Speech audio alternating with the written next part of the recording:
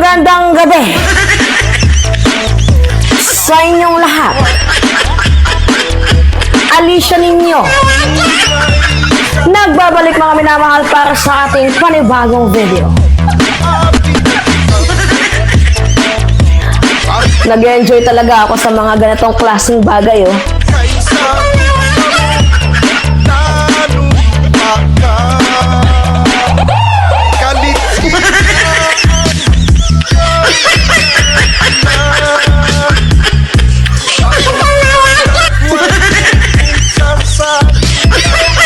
Alright. Ging kumot-kumot.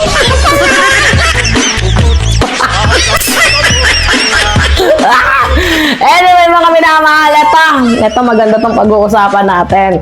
Totoo kaya, ang chismis talaga mga minamahal, na itong si Vice President Sara Duterte, abay, dumidistansya na. Dito nga po sa mga ilang senador na posibleng siya ay pagtaksilan.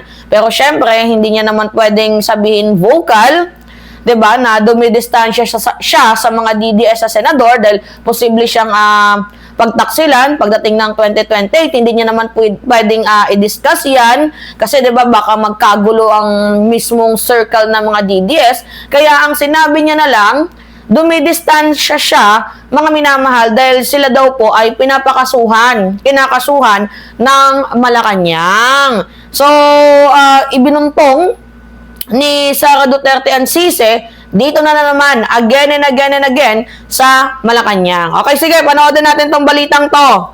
Alright.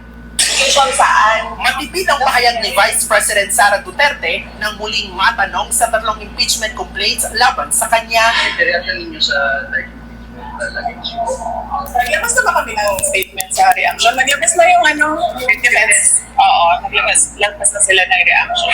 Binisita ng bisi ang Hulosulu at ang Zamboanga City para kumustahin ang mga naulila at survivor ng lumubog na ferry sa Basila noong Enero. Sa ngayon, nakatenga pa sa Kamara ang mga reklamo impeachment laban sa bisi. Kaugnay naman sa umuugong na kudita sa Senado, dumistansya raw muna ngayon si VP Sara sa mga kaalyado niyang senador. Wala naman akong nakakausap na senador. Dumistansya na daw si Vice President Sara Duterte, mga minamahal, 'di ba? Na dito nga po sa ilang mga senador. Kanino ka dumistansya? Kay Bongo? Dahil ba si Bongo, according kay Franklin Drilon, na dating Senate President, ay isa din sa mga taong gusto ka nang ma-impeach? Yun ba yon yung reason ng pagdistansya mo?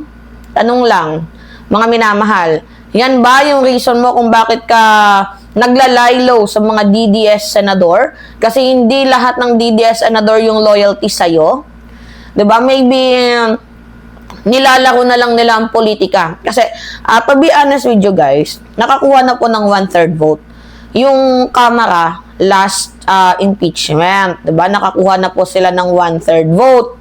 Eh ngayon, sabi ko naman, kung nagawa nga nila noon, kaya din nilang gawin yan. And according nga po dito kay Tito Soto, mga minamahal, itong impeachment complaint ni Vice President Sara Duterte, pinaghahandaan nila. Ngayon, merong ni-reveal, itong si Franklin Drilon. Gusto na daw pong ma-impeach ni Bongo itong si Sara Duterte. Bakit? Kasi posible daw makakapag-benepisyo itong si Bongo, mga minamahal, sa impeachment ni Sara Duterte kasi walang ibang malakas na pwedeng pumalit dito nga po kay Sara Duterte kundi itong si Bongo. Diba? Nagigets ninyo mga minamahal? So ngayon, I think alam na yan ni Sara Duterte kasi matagal nang merong shake, rattle, and roll sa kanila between ni Bongo. I think hindi nyo naman yan lantarang sasabihin, pero nararamdaman naman natin. Hindi naman tayo mga pinanganak kahapon. Si Bongo ba? Yang dinidistansyahan mo? Tanong lang. Alright, continue tayo. Sa term sharing. In fact, hindi ko na nga pinakausap yung mga senators. Kasi napapansin ko kapag merong kumakausap sa akin or tumutulong sa akin, or kahit man lang nakakamiss pa sa akin, ay binabanatan ng administrasyon. Kaya pala siguro si Bongo walang kaso kasi gets ninyo? Kasi hindi ka na kinakausap ni Bongo. Kaya si Bongo medyo walang kaso. Ganun ba yon? Ibig sabihin, pinaparinggan mo na din dito. Itong si Senator Bongo na lahat ng nakakausap ni Sara Duterte kinakasuhan. Itong si Bongo hindi naman nakakasuhan Merong kasong nakasampa, pero hindi siya katulad ni Chis Escudero, Joel Villanueva, 'di ba? Ni Jinggoy Estrada, na talagang literal na pinangangalandakan talaga ng mainstream na merong kaso. 'Di ba, mga minamahal? Medyo napaghahalataan. Iba na po yung, 'di ba? Iba na po yung hila ng bibig ni Vice President Sara Duterte. Alright, continue tayo. Pinapailan ng kaso, dinetreten, hinaharas.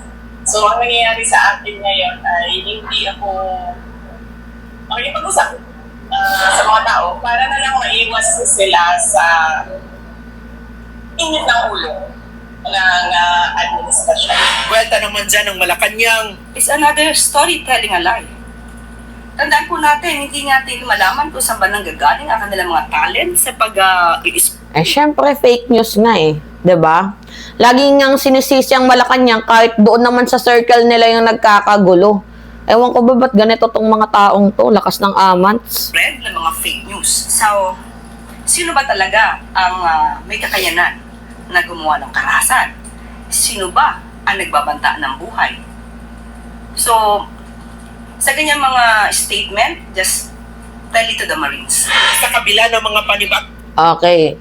May naniniwala pa ba kay Vice President Sara Duterte? Sabi ko nga sa inyo, minsan yung sinasabi ni Sara Duterte, panligaw na lang yan sa totoong issue. May complaint siya. May mga kalyado itong si Sara Duterte na ayaw na din sa kanya. Gusto na siyang burahin sa mapa. Wala lang talaga silang choice. Nandyan yung tatak Duterte 'Di ba? Nandyan yung brand Duterte. So, para sa akin, kung ako yung tatanungin, maybe itong si Sara Duterte gumagawa na lang ng issue para malihes yung issue niya tungkol nga po dito mga minamahal sa impeachment. Gets niyo yung punto ko? Baka posibleng ganon. 'Di ba? Pero anyway, kahit ganon pa man na magsinungaling itong si Sara Duterte, hindi natin may pagkakaila na meron na siyang 3 impeachment complaint. At nag-aantay na lang din ata yung grupo niya ng Saywar. Oo. Mga minamahal, sila-sila lang din yung nag-aaway Sila-sila lang din yung nagbabatuhan ng putik 'Di ba? Itong si Bongo, baka posible pa siyang baliktarin. Posible pa siyang traidorin. Kaya nga sabi ni Franklin Drilon, si Bongo lang naman yung pwedeng mag-benefits Kung sakaling ma-impeach itong si Sara Duterte At lalo pat sinabi na nga ni Tito Soto na pag nandyan na po yung impeachment complaint, abay aasikasuhin nila ito. So, meaning, 'di ba, preparado na ang Senate dito nga po sa impeachment complaint against kay Vice President Sara Duterte. 'Di ba? Kaya nga galit na galit yung mga DDS bakit sigurado ka na ba na may impeach itong si Sara Duterte kung kaya't ang ginagawa mo, naghahanda ka na? 'Di ba? Galit na galit yung mga DDS. Wala tayong magagawa. Lang naman saka lang nila yan paghandaan kapag nandyan na. Hindi naman katulad ni Soto, yang si Chis Escudero. Alright.